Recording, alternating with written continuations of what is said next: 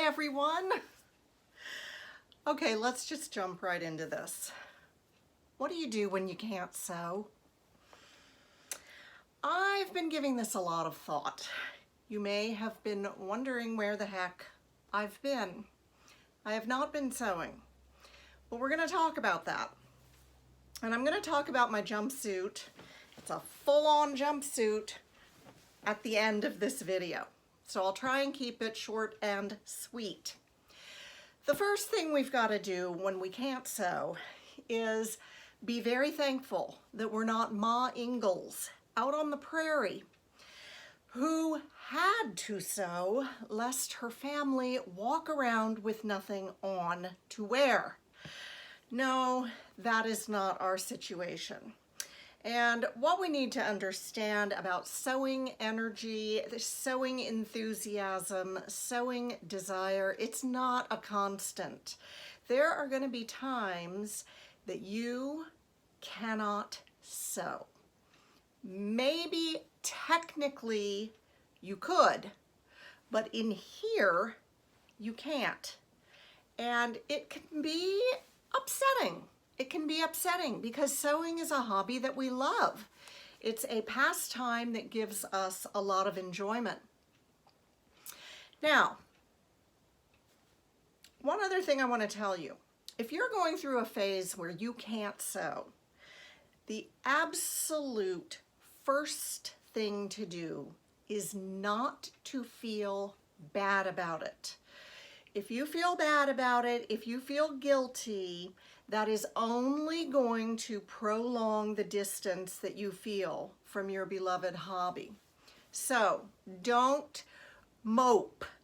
Don't go around saying, I wish I could sew and I feel so bad. I just can't seem to do it. No, just let it be. You're not sewing for any number of reasons. You feel in your heart, in your head, that you just can't sew. And you know what? It's okay. It's okay. The slump is gonna pass, okay? Time is just gonna keep rolling on no matter what. The slump is gonna pass. Here's the sewing energy. And sometimes we're really up and we're productive and we're loving it and things are going well. And then you hit a valley. Don't feel bad about it. It's just part of the rhythm of life. Now, why don't we sew? Well, maybe you wiped out on your front steps on a sheet of ice and you fell, hitting your back right on the edge of the concrete step. You are already in treatment for a disc issue in your back, so this was rather traumatizing to you. Not to mention that your elbow took the fall very harshly. You had to go to urgent care to get x-rays. You prayed that nothing would be broken, and those prayers were answered. Thank you, Lord. I did not break anything, but I felt very traumatized from that fall.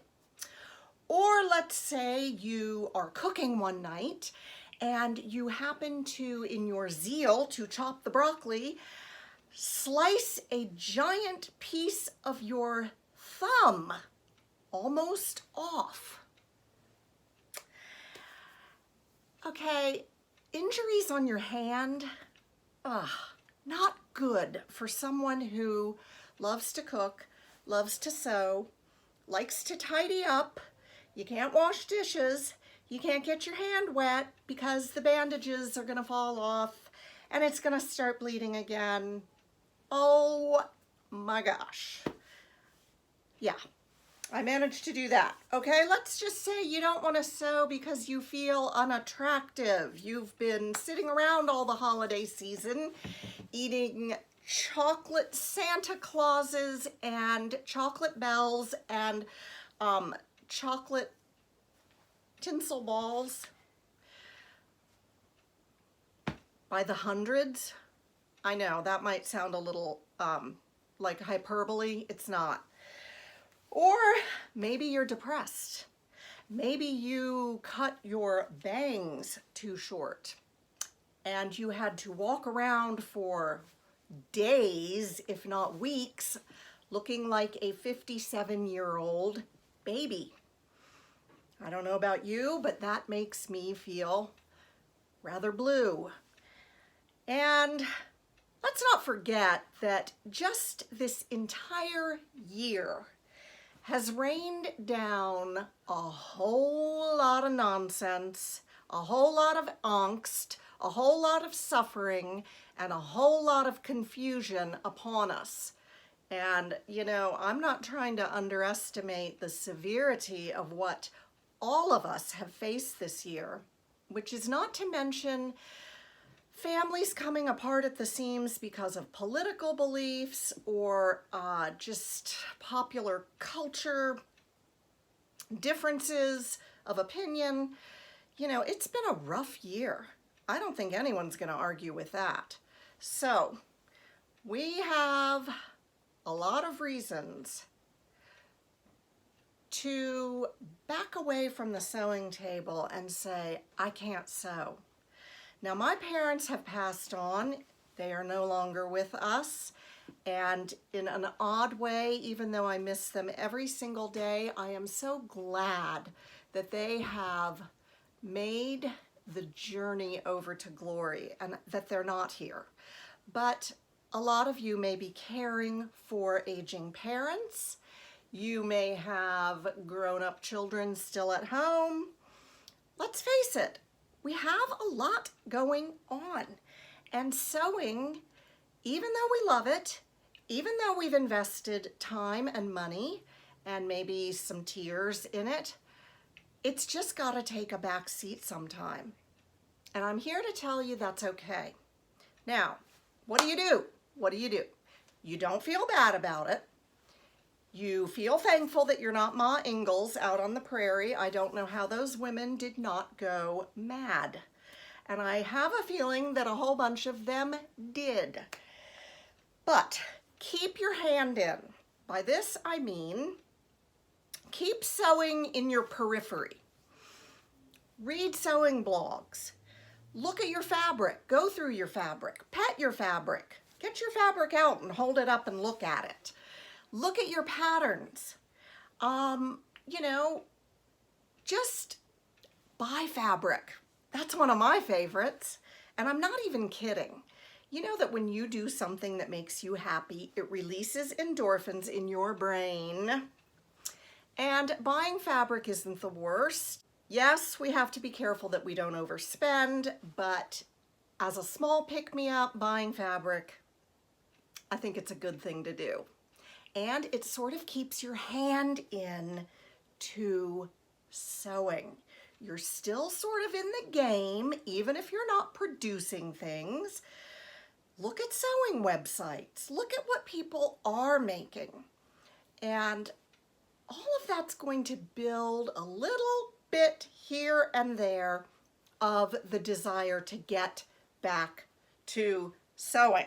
Now, the other thing I wrote down is immerse yourself in a different activity and make sure it's an activity. It's something you're doing that is not sitting on the couch staring at a screen. So if you like to garden, if you like to craft, if you love to cook or bake, if you like to write letters, which I do, I write old-fashioned letters to people, and thank God the post office, even though it's limping along, is still going. And find something. Do you want to organize? Do something with your hands when you are not sewing. Why? Because that's going to keep you from sliding into a rut, into a full-blown depression, and I don't mean a clinical depression, but just feeling extremely uninspired. So do something. Take a walk. Call someone. Call an old friend and talk to them. And I think that you're going to find as you do things, even if they're not sewing, don't worry about sewing, that's going to come back. Your mood is going to improve. And then you're going to keep it up here rather than sliding down here. And then as far as getting back into sewing, don't wait. Don't wait for this magical date off in the future where it's going to be a great big deal. Okay, everybody, I'm getting back into sewing. Just do something. Just do something. Take out a piece of fabric and iron it. Choose a pattern that you love. Now, you know, I buy those pattern counter books, and I will take them out and just look through them, and I want to make every single thing. I want to make about 9,000 things at any given time, but just decide, I'm going to make this one. Cut something out, pin something, sew 2 seams, and then walk away. That is going to build upon itself, and your desire is going to come roaring back, and it's a great feeling when it does. Don't worry about how long it takes you. You've got plenty to deal with. Okay, so I have had some pretty spectacular injuries in December. The wiping out on the ice was especially bad because, like I said, I hit my back so hard. Brad and I were going to go out Christmas shopping, and the night before it had snowed, and then the temperature went way down, and everybody was talking about the roads, the roads, the roads. Don't go out if the roads are slick. So we were so intent on checking the roads. We're looking out back. We back up to kind of a busy thoroughfare here, and cars were going by and the sun was shining, and we thought, okay, this is going to be fine. I opened the front door and I didn't even think twice about the fact that our front step at that time of the morning is still in full shade, and it was just a solid sheet of ice. And I walked out, and my feet, it was like a pratfall. My feet went out from under me, and I came down right on my back on the edge of the step and right on my elbow. But we found a wonderful urgent care center. There was no one there. Even the doctor said, this is unbelievable that there's no one here. So we didn't have any wait. They were able to do x-rays. They assured me that my elbow was not broken. You know, I had broken the skin on my back and on my elbow, and she bandaged me up, and I could not do any of my back therapy for, well, it's like 2 weeks now because of my back being sort of torn up. And I have a big knot on it, although higher up than the disc problem area. So I'm very thankful that, you know, if I had to fall like that, I did not break anything. And as far as my poor thumb goes, you know, that's just a nuisance. That's more of a nuisance than anything else, but it does hamper you from doing things. So, yeah, we just have these things to overcome. Be careful if you have ice anywhere. Make sure you walk on sunny parts of the street and the sidewalk. And with that, I know that I made you some promises. I was going to show you my fabric from Metro Textiles. I was going to show you my puny Christmas tree. And I did not do that. I'm really sorry. The tree is gone. We break Christmas down either the next day or the 27th. But I do have my fabric from Metro Textiles. I have been in a fabric buying spree. I have so much fabric to show you that I couldn't even stuff it into one video. And guess what? Candace gave me an extremely generous gift card to Mood Fabrics. So one night I went on Mood, and I kid you not, I shopped for 4 hours. I chose very carefully, and I sent her a text today and I said, hey, when my Mood fabric gets here, why don't you come over and we'll film an unboxing? And she said, well, I can, but I'm really awkward on camera. And I said, no, you're not. Just come over and do it. So I'm hoping to convince her to do that, and then I can show you my Mood treasures, because you have to choose carefully over there. Their stuff is very pricey. But I think I did well. I think I got 5 pieces of fabric. And one I might use for a wedding dress to wear to Candace and Mike's wedding, which is not until 2022. That is disappointing, but that is the first time she could get the venue that she had her heart set on. So we're just gonna wait. And this gives me plenty of time to go over patterns and fabrics for her wedding. A lot of anticipation. And you know what Carly Simon said about anticipation? It's keeping me waiting, but you know what? Happy anticipation is a good, great thing. I'm gonna show you my my jumpsuit. Now, I made this little jumpsuit to wear at a Christmas party that Brad and I hosted on December 19th. I was fresh from my ice fall, but we were able to have the party, and I was able to get into my jumpsuit. I put 3 buttons here on the front.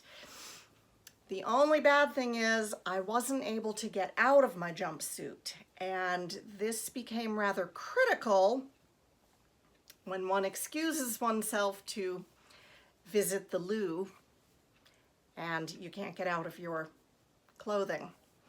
So I had to holler for Brad, and when he saw that I couldn't get out of my jumpsuit, he started laughing, and I was like, come on, Buster, there's no time to spare, help me. So he was able to pop my arm out. I want to make this jumpsuit again. I love it. I was really late to the jumpsuit party, but I'm a convert and I want to make another one, and I'm going to have to figure out how not to cross it over quite so far, because this particular pattern doesn't have a zipper, and this is pretty tight up here getting my arms out. But anyway, I love the pattern, and I'll show you the full jumpsuit. Thanks for your patience. Thanks for tuning in. I'll be back soon. I promise it's not going to be 3 or 4 weeks. The best laid plans of mice and men, gang aft agley. And I think that is some kind of archaic language for the best laid plans often go astray. The road to hell is paved with good intentions. That's an odd one. But anyway, I will talk with you soon. I am wishing you a happy new year. We are almost on the eve of New Year's Eve, and we will bid 2020 goodbye. So, I hope you're doing well. Stay tuned for a look at the jumpsuit. Bye. So, here is my Christmas jumpsuit. And you can see that I made it cropped. I'm a sucker for cropped pants. It came out a little short, so I went ahead and put these bands on the bottom in a bright pink. I didn't have any more of my Mood cotton, 100% cotton fabric left. And this has an elastic waist with a little sash that you make. I put these 3 buttons on and a snap that's really hidden. You can't see it in this busy print. But I wanted it to cross over for some modesty here, and in doing so, it makes my jumpsuit a little difficult to get off. But it has pockets, and it is just fun to wear. I am such a jumpsuit convert. So there it is, and I'll put the pattern number in the description box if you feel inspired to sew a jumpsuit. Catch you next time. Bye.